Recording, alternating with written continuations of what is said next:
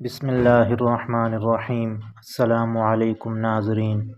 इंसानों के साथ बराबरी और मसावत का लाज़मी तकाज़ा है कि हर एक को इंसाफ़ मिले, कोई भी शख्स किसी तरह के जुल्म ज़्यादती का शिकार न बने। इस्लामी तालीमात जिन बुनियादों पर कायम है, इनमें अदल और इंसाफ़ एक अहम बुनियाद है।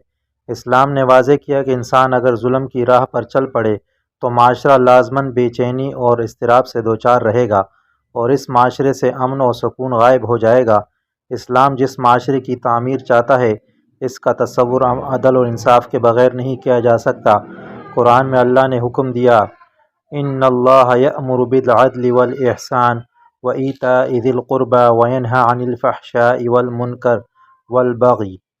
सूरह नहल आयत नंबर 90। अल्लाह हुक्म देता है अदल का और एहसान का और रकाबतदारों के इनको इनका हक अदा करने का, और रोकता है बेहयाई से, मुनकर से और ज़्यादती से। कि मैं हिंदू हूँ, मुसलमान बोलता है मैं मुसलमान हूँ, सिख बोलता है मैं सिख हूँ, क्रिश्चियन बोलता है मैं ईसाई हूँ। तो सब लोग अपने अपने धर्म का अपना परिचय देते हैं। तो मेरा सवाल ये है कि इस धर्म को बनाया किसने है, और अगर बनाया है तो किस मकसद से बनाया है।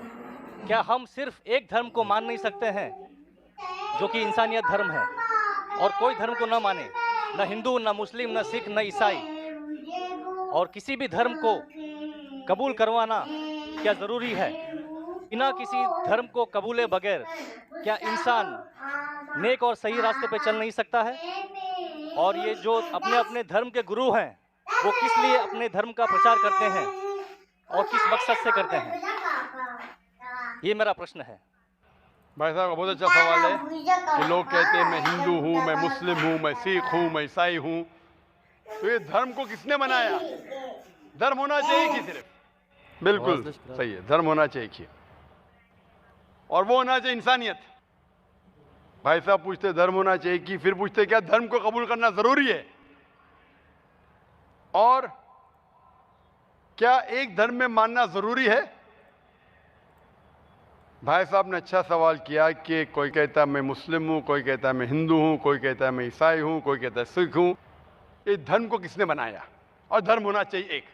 आपका पहले भाग जो सवाल का बिल्कुल सही है।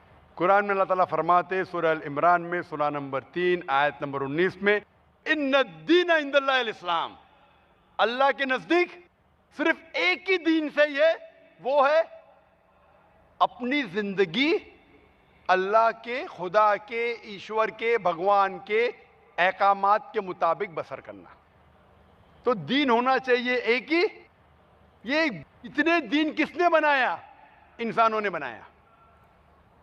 हमारा खालिक, हमारा मालिक, हमारा रब, हमारा ईश्वर, हमारा भगवान, हमारा अल्लाह सिर्फ एक ही दीन बनाया, एक ही मजहब बनाया, वो है अमन हासिल करना, शांति हासिल करना, सलामती हासिल करना, अपने खालिक के अहकामात के मुताबिक जिंदगी बसर करने के बाद।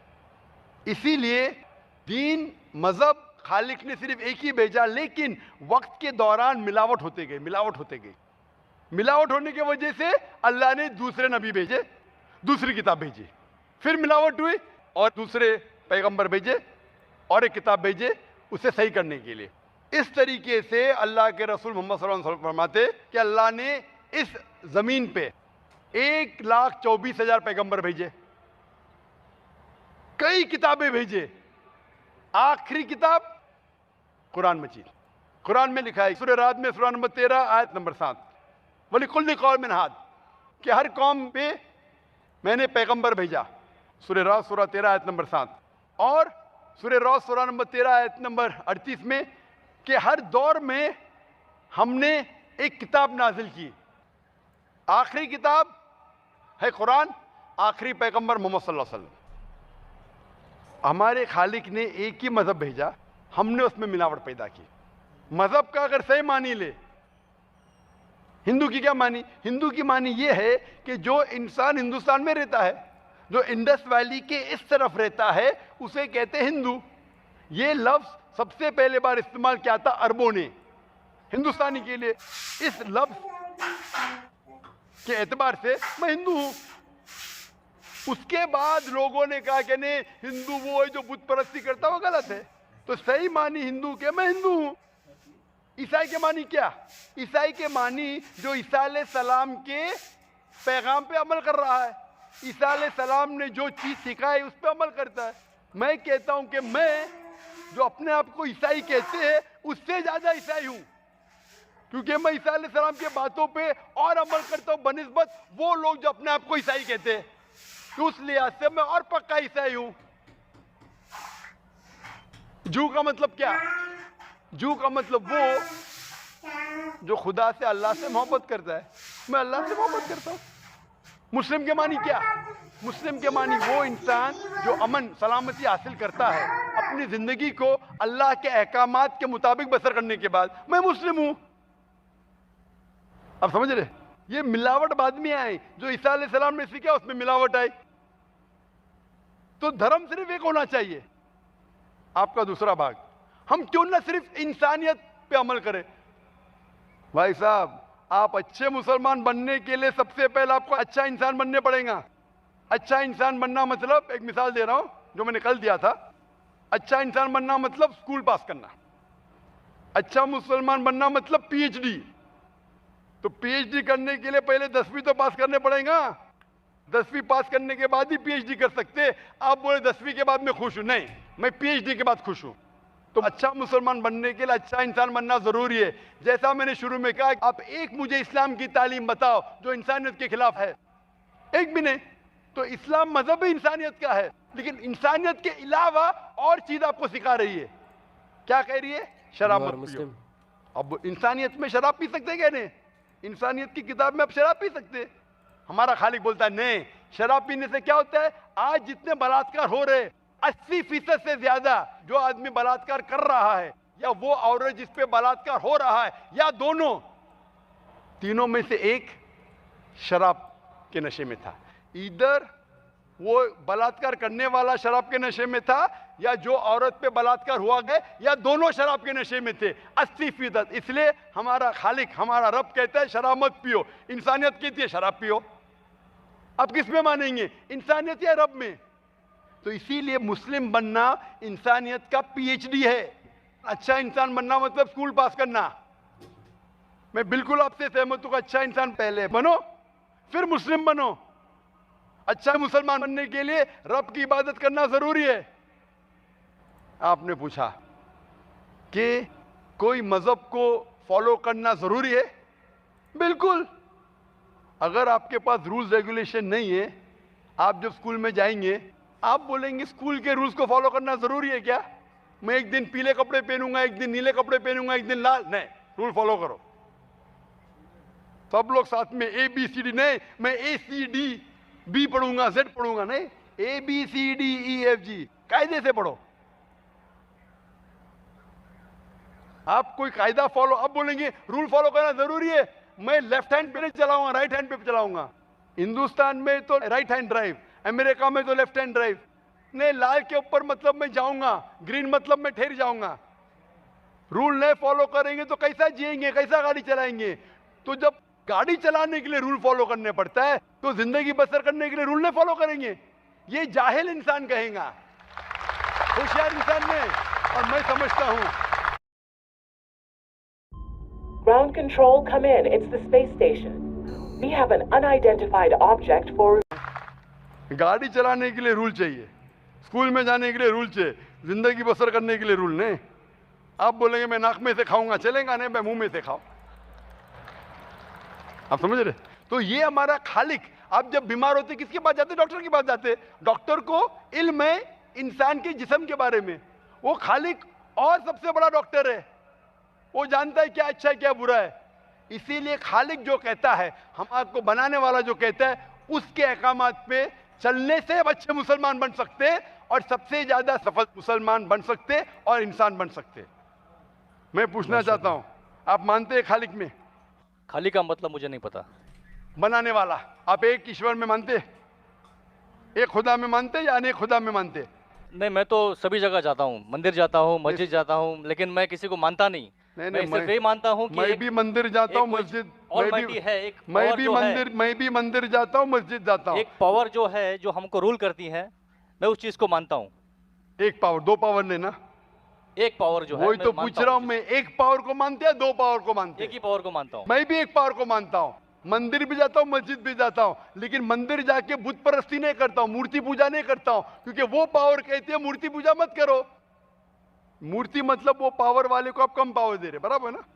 तो हिंदू मजहब कहता है मूर्ति पूजा मत करो, ईसाई मजहब कहता है मूर्ति पूजा मत करो, कुरान कहता है मूर्ति पूजा मत करो। एक पावर, उसको पावर कहो, ईश्वर कहो, खुदा कहो, अल्लाह कहो, लेकिन एक है ना कि दो है? एक ही है, बिल्कुल से एक पावर को मानते, बिल्कुल यानी एक ईश्वर को मानते, बिल्कुल। एक खुदा को मानते, बिल्कुल। एक अल्लाह को मानते। बिल्कुल। आप मानते हैं कि बुत परस्ती, मूर्ति पूजा गलत है? गलत तो है लेकिन मैं करता हूँ। हाँ, यही तो बात है। आप मानते हैं गलत, अल्हम्दुलिल्लाह, करते वो क्योंकि वो गलत करते। चलते आ रहा है, बचपन से चलते आ रहा है। मेरे परदादा भी चलते कहते आ- थे कि जमीन चपटी है, लेकिन मैं जब स्कूल में जाता हूँ डॉक्टर बन गया। बट हम मूर्ति की पूजा करने की वजह से मैं मानता हूँ कि मैं गॉड फियरिंग हूँ, मुझे डर है, मेरे मैं कोई वालिद गलत के काम से बचता हूँ। हाँ, गलत काम करते लेकिन गलत काम से बचते, दोनों में टकराव है। आप गलत काम से बचते फिर बोलते गलत काम मूर्ति करते। की पूजा करने से मैं गलत काम से बचता हूँ, आपने ऐसा कहा मैं कि मानता हूँ। आपने कहा मूर्ति पूजा करना गलत है, मैं मूर्ति पूजा करता हूँ, गलत काम से बचता हूँ, तीनों में टकराव है। मैं हिंदी में जरा कमजोर हूँ। आपने कहा कि मूर्ति पूजा करना गलत है, लेकिन फिर भी मैं करता हूँ और गलत काम से बचता हूँ, दोनों कॉन्ट्रडिक्टिंग है। शराब पीना गलत है, फिर भी पीता हूँ और नहीं, गलत काम नहीं करता। अरे मैं नहीं पीऊंगा तो बलात्कार करूंगा ना। मैं नहीं पीता नहीं, हूँ। आप नहीं पीते, अच्छी बात है, अल्हम्दुलिल्लाह। आपके वेद में लिखा है, बाइबल में लिखा है, कुरान में लिखा है, तो क्यों करते? बचने का है तो उस पावर, उस ताकत, उस अल्लाह, उस खुदा, उस भगवान के अहकामात पे अमल करो। मूर्ति पूजा करने से क्या मिलेगा आपको? आप कुरान मजीद पढ़ो, कुरान मजीद आखिरी पैगाम है उस पावर का। तो अगर आप जानते हैं कि मूर्ति पूजा गलत है, तो गलत काम से क्या सही रास्ता मिल सकता है? चोरी करना गलत है, लेकिन मैं क्या करता हूं? चोरी करता हूं और गरीबों में बांटता हूं, सही है? गलत है। गलत है। चोरी करना गलत है, आप मानते क्या? चोरी करता हूं लेकिन गरीबों में बांटता हूं। अरे गरीबों में बांटने का तो मेहनत करके बांटो ना, चोरी करके मेहनत मत करो, मेहनत करके मेहनत करो और हलाल की कमाओ और गरीबों में बांटो। उसी तरीके से जो आप जानते हैं मूर्ति की पूजा गलत है, फिर क्यों करते? क्योंकि आपके परदादा करते आए हैं। मेरे परदादा कहते थे दुनिया चपटी है, लेकिन मैं कहता हूं दुनिया गोल है कि चपटी है? गोल। आपके परदादा क्या कहते थे, चपटी क्या गोल? गोली कहते थे। परदादा? गोली। आपके बाप दादा ने परदादा गोली कहते थे। कभी 1000 साल पहले? बिल्कुल। आपके दादा का नाम क्या था? पता नहीं। हाँ, तो आप खाली हवा में फेंक रहे हैं। इंसानियत 1000 साल पहले कहती थी कि दुनिया चपटी है। आपके परदादा का नाम क्या? मैं नाम लिखूंगा ना साइंटिस्ट बुक में। आपके परदादा का नाम क्या है? पता। आपके परदादा क्या कहते थे, दुनिया चपटी है क्या गोल है?